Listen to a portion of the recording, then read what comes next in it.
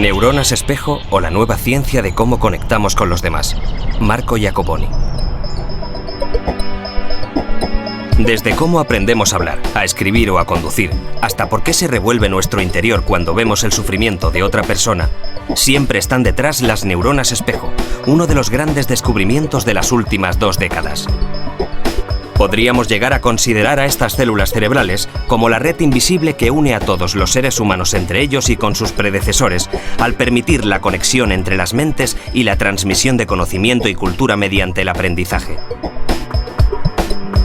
Junto al neurocientífico Marco Iacoboni, Eduard Punset repasa hoy los fantásticos poderes de las neuronas espejo.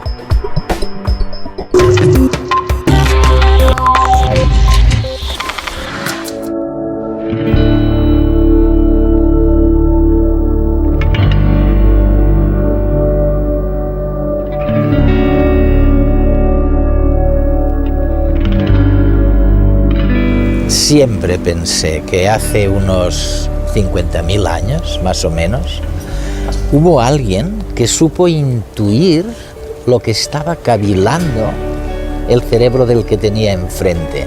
Y esto, solo esto, le dio una ventaja comparativa, vamos, insalvable para los demás.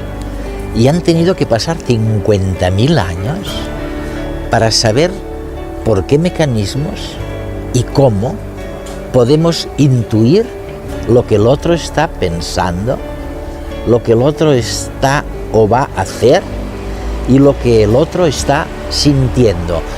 Y esto es gracias a las neuronas espejo, sobre lo que versa este programa de redes.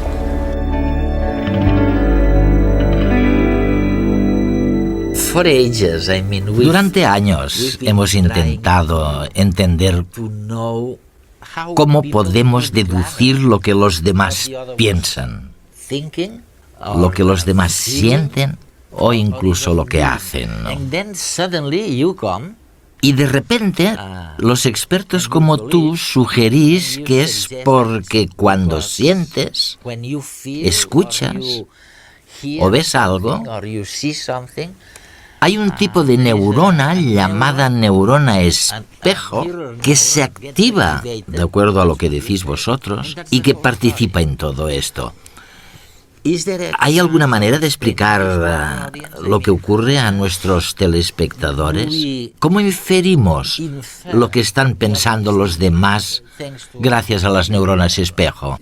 Hay que decir que, aunque el descubrimiento de las neuronas espejo sea reciente, si nos remontamos varios siglos atrás, veremos que durante mucho tiempo se ha querido descubrir cómo podemos entender la mente de los demás. Y durante siglos varios pensadores y escritores han escrito sobre el tema. Cuando los leo pienso que es como si supieran lo que eran las neuronas espejo, o cuanto menos lo intuyeran. Hay una cita de Hume que dice que las mentes de los hombres son espejos unas de otras. Así pues, se puede llegar a este descubrimiento incluso mediante una buena comprensión de la psicología de la gente. Pero el descubrimiento en sí es realmente extraordinario porque le dio un vuelco a la manera de concebir el cerebro. Se sabía que el cerebro se divide en varios compartimentos. Uno para el control motor, otro para la visión, otro para escuchar las cosas, otro para pensar en ellas. Pero resulta que la misma neurona, el descubrimiento se hizo en el cerebro del mono, la misma neurona que se activa cuando el mono agarra una cosa, se activa también cuando el mono está quieto y ve que alguien agarra algo. Sin que haya movimiento. Ninguno. El mono no se mueve, pero la neurona se activa. Se activa. Y por eso las llamamos neuronas espejo. Porque es como si el mono que ve a otro haciendo algo estuviera contemplando su propia acción reflejada en un espejo. Así pues, realmente nos volvemos espejos de los demás mediante este mecanismo especular tan sencillo. ¿Y por qué es importante? Porque tras cada acción que hacemos, cuando yo agarro el libro o tú el bolígrafo, existe una intención subyacente, un estado mental tras esa acción. Sí. Así que mediante este espejo de las acciones de los demás, podemos acceder a su mente, al estado mental que los condujo a actuar.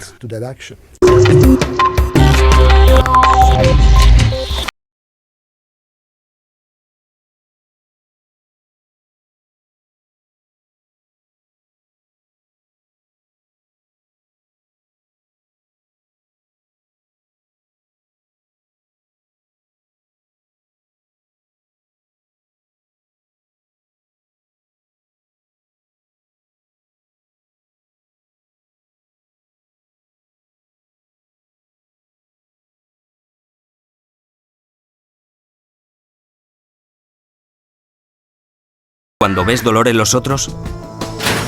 La respuesta está en las neuronas espejo, unas células del cerebro que actúan realmente como espejos, en el sentido más literal del término. Reflejan las sensaciones de los demás y hacen que las sintamos casi como si las viviésemos en nuestra propia piel. Si no fuera por ellas, no existiría el cine ni el teatro. Nadie se estremecería ante el trabajo de los actores que se besan o lloran, o acometen proezas heroicas. Tampoco existirían los libros, que nos hacen vivir vidas ajenas, ni habría seguidores de los equipos de fútbol, ni retransmisiones deportivas televisadas. Pero las neuronas espejo no se limitan a hacernos disfrutar en nuestros ratos de ocio. Nos pasamos el día intentando entender el mundo, percibiendo las emociones de los demás y simulándolas en nuestro interior.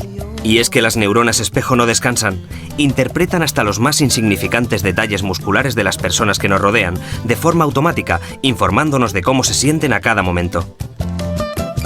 Podríamos decir que nuestro cerebro es un radar andante especializado en detectar lo que le rodea. En realidad, le importa más lo que ocurre a tu alrededor que saber quién protagoniza cada acción. Tú, como individuo, le importas menos de lo que crees. Te lo mostraremos con un ejemplo. Es evidente que para ti es muy diferente chutar una pelota, que ver chutar una pelota, o que escuchar chutar una pelota, o pronunciar la palabra chutar. Pues resulta que ante todas estas situaciones se activan las mismas neuronas espejo. Para ellas, la concepción clásica de que el mundo se divide en lo que hago yo y lo que hace el resto es insignificante.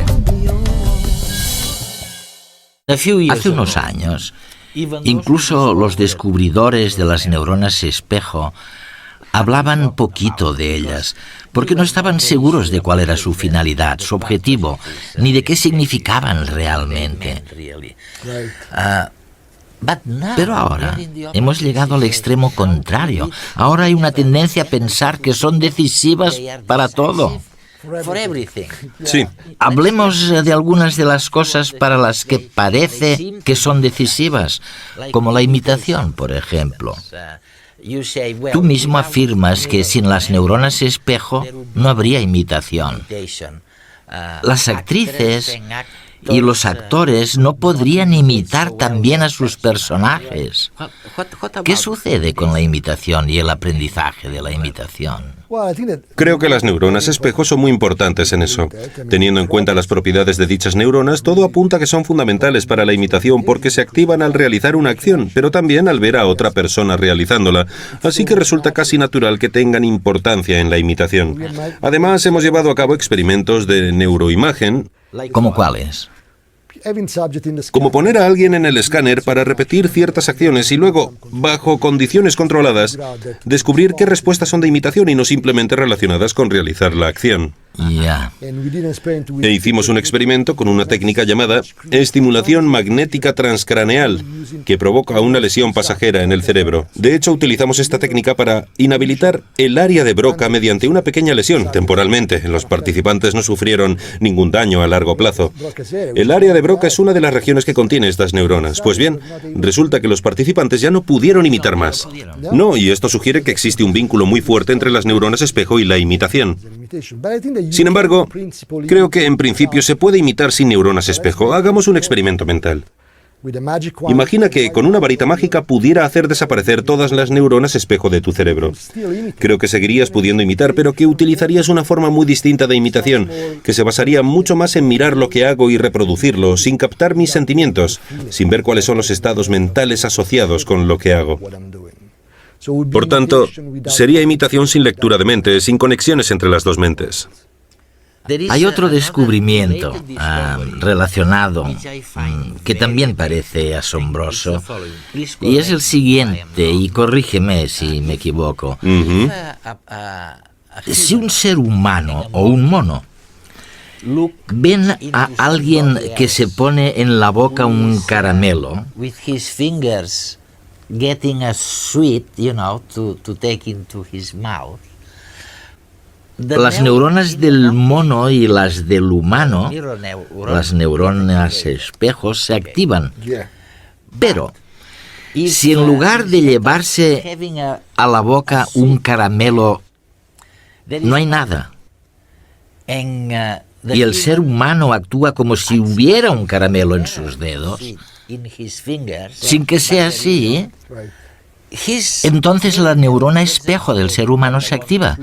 La del que está mirando, pero no la del mono. El mono no sabe mentir. Es una buena manera de decirlo. Sí, pero ¿por qué? ¿A qué se debe? Mira, creo que hay otra manera de verlo. El caso es que los monos no hacen teatro. Cuando finges que hay algo en tus manos y haces el gesto, aunque no haya nada en realidad, estás haciendo teatro. Teatro, ¿eh? Los humanos pueden hacerlo.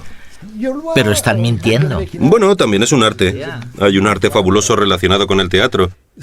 A los seres humanos se les da muy bien, a los monos no. Esto nos dice que nuestras neuronas espejo reflejan lo que podemos hacer, no lo que no podemos hacer. Creo que si pudiéramos enseñarles a los monos a hacer teatro, con el tiempo llegarían a tener una respuesta especular ante un ser humano representando algo. Pero hasta que lo hagamos. el mono no lo hará.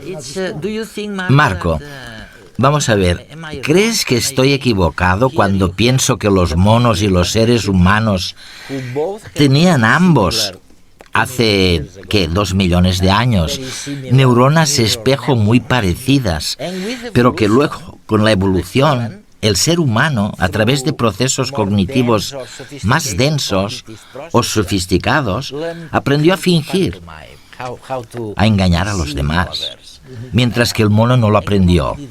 El mono se quedó donde ambos estaban antes. No sabemos si es porque las neuronas espejo del cerebro humano son más complejas que las neuronas espejo de los monos, o porque la neurona espejo se comunica con muchas más neuronas en el cerebro humano que en el del mono. Esto es algo que hay que tener en cuenta. Las neuronas espejo no están aisladas, sino que forman parte de una red muy amplia de neuronas distintas. Si pusiéramos un mimo delante de un mono, este se aburriría un montón.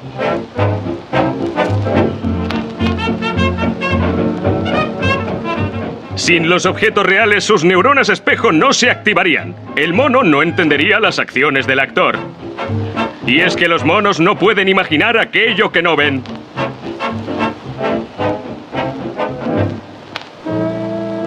Nosotros, los humanos, somos muy diferentes. Al contrario que los primates, somos capaces de creernos cosas que sabemos que no existen. De hecho, nos encanta hacerlo. Gracias a nuestra extraordinaria imaginación, podemos comprender los estados mentales de los demás, simulándolos en nuestro cerebro y sintiendo lo mismo. Esto es lo que llamamos imitación, y es la base de las relaciones humanas. La imitación nos permite ser empáticos y entender a los otros. Es nuestra manera de conocer el mundo que nos rodea. Por tanto, podemos concluir que la imitación es una sofisticada forma de inteligencia.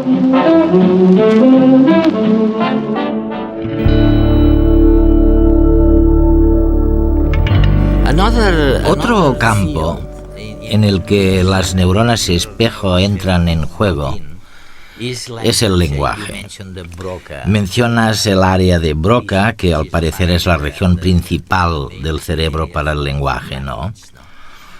¿Qué sucede exactamente con eso? ¿Hasta qué punto han sido útiles las neuronas espejo para que los humanos aprendieran a hablar? ¿Es cierto? En primer lugar, cuando hablamos siempre utilizamos las manos. La gesticulación con las manos es muy importante para la comunicación. Sabemos que las neuronas espejo son importantes para controlar las manos y descodificar los movimientos de las manos de los demás. Así que cuando te veo mover las manos mientras hablas conmigo, utilizo las neuronas espejo para interpretar lo que haces con las manos. La idea es que incluso antes de que los seres humanos pudieran hablar, estas neuronas servían para la comunicación no verbal. Porque los gestos se utilizan en la comunicación. Y de nuevo estas neuronas se activan cuando hago ciertas cosas, pero también cuando te veo hacerlas. Así que crean una paridad, un canal de comunicación entre tú y yo. El caso es que evolucionaron y ayudaron incluso en el habla. De hecho, hicimos experimentos en el laboratorio que demuestran que las regiones cerebrales que se activan al hablar, en el lóbulo frontal, también se activan al escuchar a otras personas que hablan. Así que incluso estas regiones modernas que controlan la lengua y los labios al hablar entran en juego cuando te escucho hablar y yo no hablo. Las regiones que controlan la lengua y los labios están tan activas como si estuviera hablando yo mismo. Hay otro tema que preocupa a la gente. Si las cosas son como tú sugieres y si todo es cierto, y todo es tan automático como dices, porque incluso si no media movimiento, incluso si hago un gesto con la mano, en uno y otro caso existe una neurona espejo en tu cerebro que te dice lo que estoy pensando, ¿qué pasa con el libre albedrío? ¿Hay algo que quede del libre albedrío, de lo que llaman libre albedrío? Bueno, es una pregunta estupenda. En cierto modo, este y otros descubrimientos de la neurociencia sugieren que nuestra noción del libre albedrío es un poco demasiado optimista. No tenemos tanto libre albedrío como nos pensábamos. No obstante, sigo pensando que un poco sí tenemos, porque me parece que tenemos mecanismos de control en el cerebro. Por ejemplo, ¿por qué no te imito todo el rato? Puedo evitarlo, puedo controlarlo, así que, aunque creo que hay influencia sobre la conducta humana, y aunque sabemos, por ejemplo, que la violencia en los medios de comunicación realmente está provocando conducta imitativa, y aunque me parece que las neuronas espejo participan en eso, al final se puede controlar. Así que hay esperanza para el libre albedrío. No somos robots que únicamente pueden hacer lo que ven. Hay cierto grado de control. Pese a todo, en último término, todo esto significa que el libre albedrío no es completo. Lo que vemos y experimentamos determina la manera en la que nos comportamos.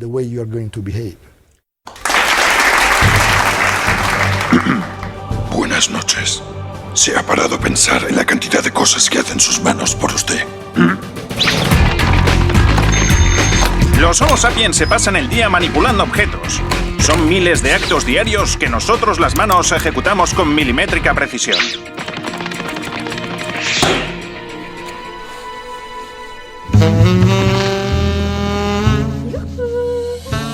¿Y cómo creen ustedes que nos las apañamos para ser tan eficientes? Las neuronas espejo detectan el movimiento de las otras manos y enseñan a las propias a imitarlas. Desde que nacen, se dedican a perfeccionar este arte. Sin embargo, en realidad no se trata solo de repetir movimientos. No, es algo mucho más profundo, más sofisticado. Considere estas 3 escenas. Imagine que usted observa a uno de los nuestros, una mano, quiero decir, tomando una taza de una mesa. Sus neuronas espejo se activarán un poco porque detectarán el grácil movimiento. Pero si observa el mismo acto con una mesa desordenada y llena de migas, asumirán que el propietario de la mano está recogiendo después de una merienda. Las neuronas espejo se activarán más que en el caso anterior, porque detectan que el movimiento tiene una intención, que es la de limpiar la mesa, y eso las excita. Ahora imagine que la misma escena se repite pero con la mesa ordenada y lista para el festín. En este caso, las neuronas espejo creerán que la mano tiene la intención de tomar la taza para beber de ella. Y por tanto, se activarán al máximo, porque beber, para nuestro cerebro, es una intención mucho más fundamental que limpiar. Es decir, que las neuronas espejo identifican, además de los movimientos, las intenciones que hay detrás. Esto tiene consecuencias sorprendentes. La simple presencia de esta manzana pone en funcionamiento un plan de las neuronas espejo para cogerla, ajustando la apertura entre los dedos al tamaño de la fruta. Pero si repetimos la acción colocando junto a la manzana una uva, el cerebro elaborará rápidamente un programa de agarre alternativo. La mano buscará una apertura intermedia entre ambos tamaños, por si se decide a cambiar de opinión y escoger la uva. Usted no se da cuenta de esto porque es un mecanismo inconsciente. Pero no importa, ya ve que las manos estamos preparadas.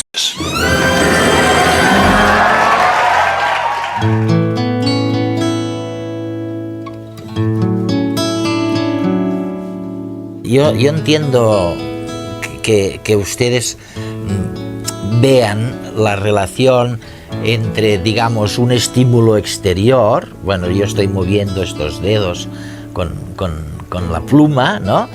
Y este estímulo exterior activa una neurona espejo en el cerebro de la persona que tengo enfrente. Okay, this I do understand. De acuerdo.